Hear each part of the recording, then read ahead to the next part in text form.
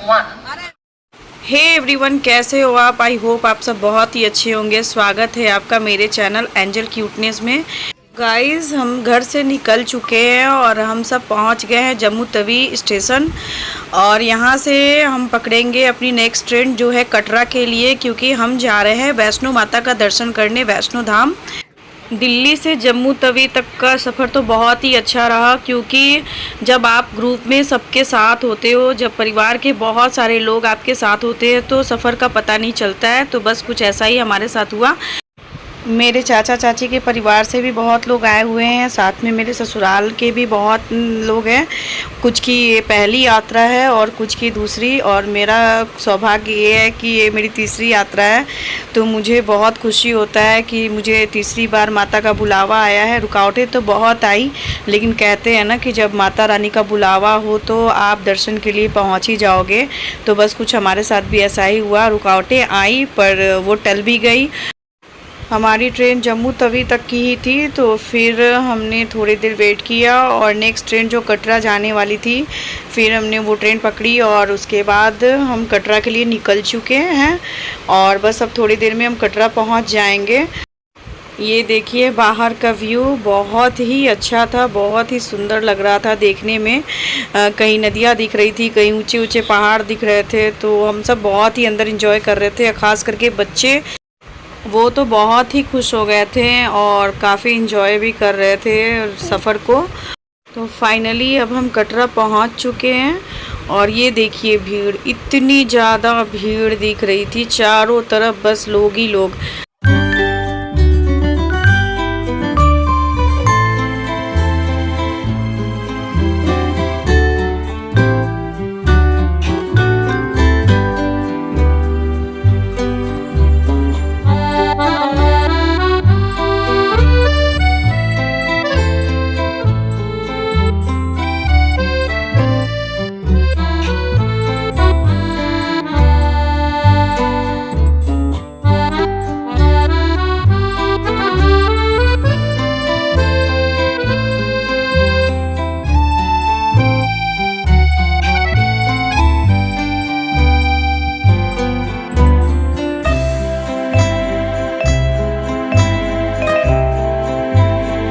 अब हम स्टेशन से बाहर आ चुके हैं और आप ये बाहर का व्यू देख सकते हो, कितना खूबसूरत लग रहा है।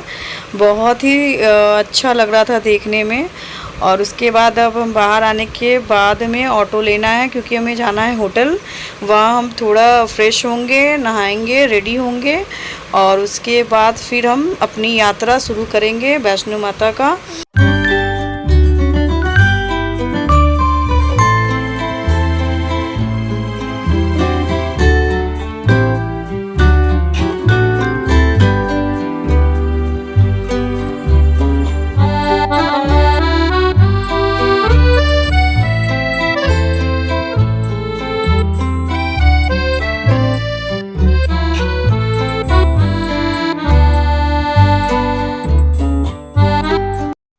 होटल पहुंचने के बाद सब बहुत ज़्यादा थक चुके थे, तो सब ने थोड़ी देर रेस्ट किया। उसके बाद हम सब नहाकर रेडी हो गए। और ये देखिए सब कितने खुश हैं, कितने एक्साइटेड हैं। और बहुत अंदर से एक अजीब सी खुशी लगती है जब आप वैष्णो माता के धाम जाओ, तो इतनी एक्साइटमेंट आ जाएगी। जितनी भी हरासमेंट है ना, वो वैसा लगता है कि नहाने के बाद बिल्कुल ही चली जाती है और फिर नया एक्साइटमेंट आ जाता है कि बस अब चलना है दर्शन करने, यात्रा स्टार्ट करनी है। तो बस अब सब रेडी हो चुके हैं और हम अपना सारा लगेज तो लेके नहीं जा सकते हैं, क्योंकि चढ़ाई करते समय लगेज ज़्यादा हो तो फिर प्रॉब्लम होती है। तो इसलिए हमें जो ज़रूरत का लगेज नहीं था वो हमने वहीं जमा कर दिया होटल में। जब रिटर्न होंगे तो यहाँ से फिर वापस रिसीव कर लेंगे। बस ज़रूरत के सामान रख लिए हैं और थोड़े कपड़े रख लिए हैं, क्योंकि ऊपर दर्शन के पहले कपड़ों की ज़रूरत होती है। फिर हमने जयकारा लगाया और अपनी यात्रा शुरू की।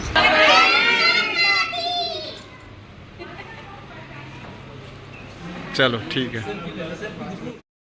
यात्रा शुरू करने के पहले सबसे ज़रूरी होता है यात्रा पर्ची कार्ड बनवाना, जिसके लिए आधार कार्ड की ज़रूरत होती है। तो यहाँ हम सब लाइन में लगे हुए हैं और एक एक करके सबकी यात्रा पर्ची कार्ड बन रही है। और जब ये यात्रा पर्ची कार्ड बन जाएगी तब हम यहाँ से अपनी यात्रा शुरू करेंगे, क्योंकि ये कार्ड बहुत ज़रूरी होता है।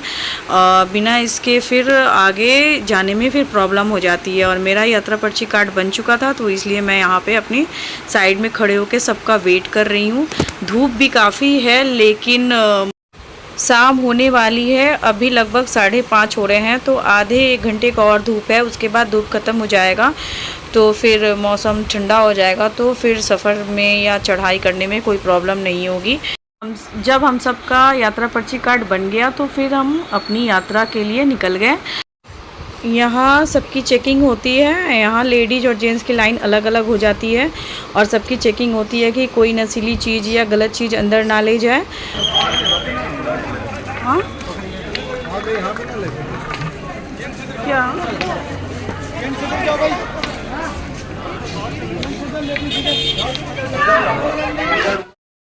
हम सब की चेकिंग होने के बाद हमारी भी एंट्री हो गई और यहाँ से माता रानी का यात्रा शुरू होता है। आप देख सकते हो कि यहाँ भक्तों की कितनी भीड़ है, चारों तरफ बस लोग ही लोग नज़र आ रहे थे। अभी मेरे हस्बैंड बात कर रहे थे बच्चों के लिए ट्रॉली लेने के लिए, क्योंकि यहाँ से नीचे से जब अर्धकुंवारी तक जाते हैं तो उसकी चढ़ाई काफ़ी ऊंची होती है, खड़ी चढ़ाई है, तो बच्चों को गोद में लेके जाना थोड़ा मुश्किल हो जाता। तो हमने सोचा कि हम बच्चों के लिए ट्रॉली ले लेते हैं। ट्रॉली में बच्चों को ले जाना आसान होता है। यहाँ पे चढ़ाई करने के लिए बहुत सारे ऑप्शन है। अगर आप पैदल चढ़ाई कर सकते हो तो आप पैदल चढ़ो, नहीं तो आप घोड़ा या खच्चर जो भी कह लो वो मिलता है। और उसके बाद फिर पालकी की भी ऑप्शन है और मतलब ऑटो वगैरह भी चलती है, जो ऑटो तो पहले ही रिज़र्व करना पड़ता है। तो हमने तो सोच लिया था कि हमें पैदल ही चढ़ाई करनी है, क्योंकि जब वैष्णो माता के धाम आओ और पैदल चढ़ाई करके दर्शन ना करो तो फिर क्या ही फ़ायदा।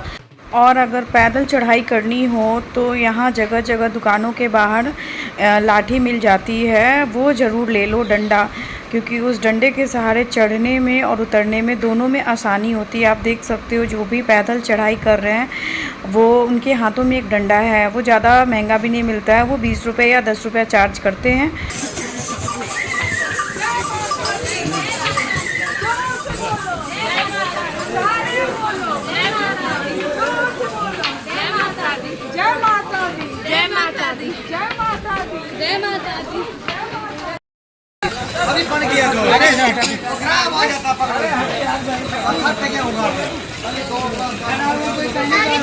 खुशबू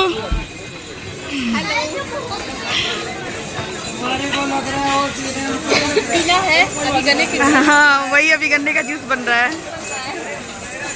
इधर से तुम्हारा गिर गया, देखो ये गिर गया। गन्ने की जूस पीना है ना? हाँ, चढ़ते चढ़ते गला सूख गया है ना। लीजिए आप काट दीजिए।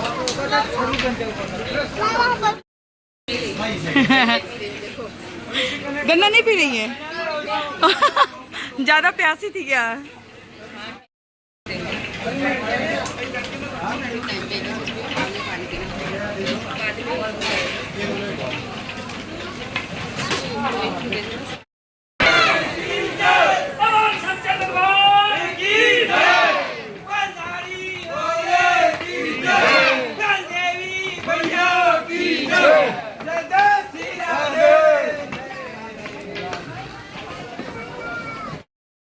तो आपने देखा कि कैसे हम माता रानी का जयकारा लगाते गए और आगे बढ़ते गए।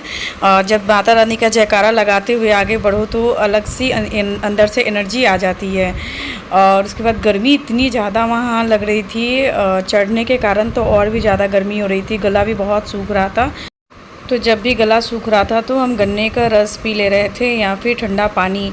तो इस तरह चढ़ाई करते करते फाइनली हम अर्धकुंवारी पहुंच गए। ये है अर्धकुंवारी का खूबसूरत सा दृश्य। तो अपनी यात्रा की आधी चढ़ाई तो हमने कर ली और आधी अभी बची हुई थी, तो फिर हम अर्धकुंवारी रुक गए और वहाँ हमने खाना खाया, क्योंकि हमें भूख तेज़ लग गई थी। और फिर हमने 2-3 घंटे रेस्ट किए और फाइनली रात के 3 बजे से फिर हमने चढ़ाई शुरू की।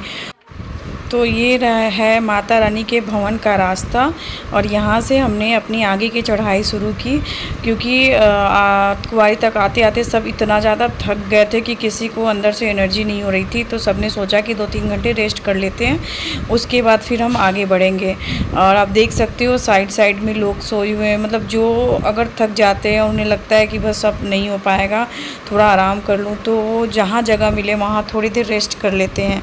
शायद माता रानी के दरबार की यही कृपा है कि वहाँ पे हर कोई एक हो जाता है, पता ही नहीं चलता है कौन बड़ा है कौन छोटा है, मतलब बिल्कुल साथ मिलकर सब चढ़ते हैं, माता रानी का जयकारा लगाते हैं।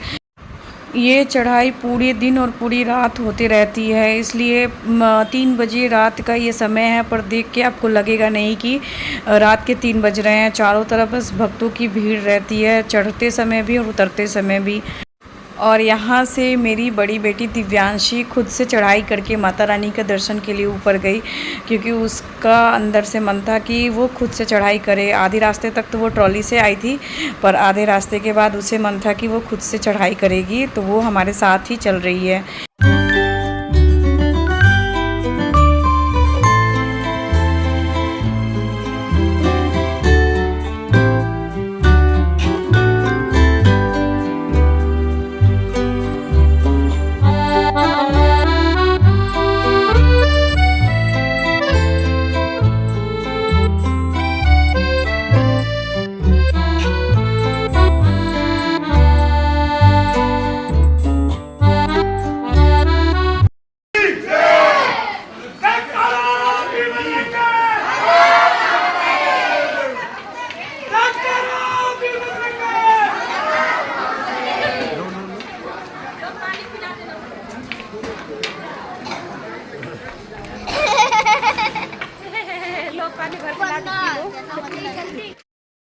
तो आप देख सकते हो 3 बजे रात से चढ़ाई करते करते फाइनली सुबह हो गई। अभी सुबह के लगभग 6:30 या 7 बज रहे हैं।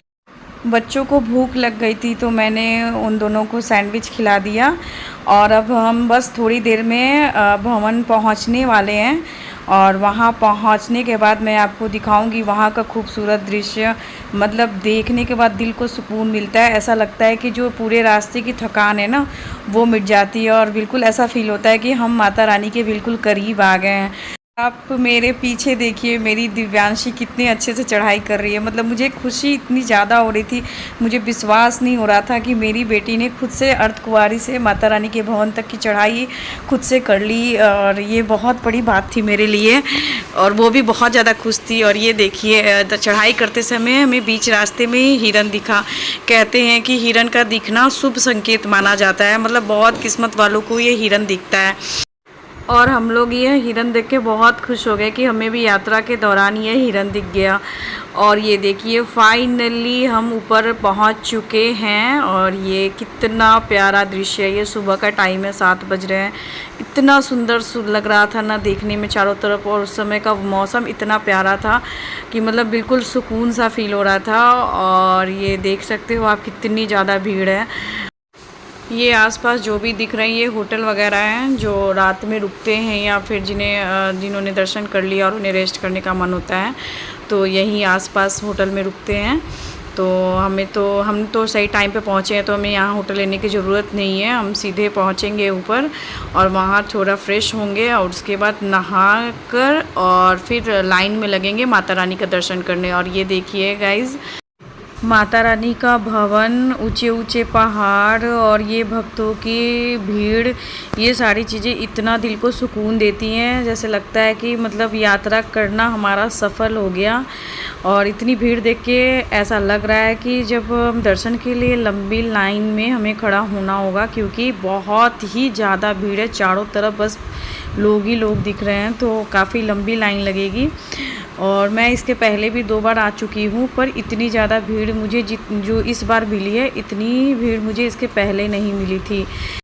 तो फाइनली अब हम पहुँच चुके हैं और हम यहाँ रुकेंगे थोड़ी देर, उसके बाद फ्रेश होके नहा के माता रानी के दर्शन के लिए निकलेंगे। और दर्शन करने के पहले अपनी मोबाइल और जो भी लगेज वगैरह है उसे लॉकर रूम में जमा करना होता है, तो हम भी अपना जमा करके और उसके बाद जाएंगे दर्शन करने। तो आगे की वीडियोज़ वगैरह तो मैं शूट नहीं कर पाऊँगी, दर्शन के बाद मिलेंगे गाइस, तब तक चैनल को लाइक करना, शेयर करना और सब्सक्राइब करना और वीडियो के साथ बने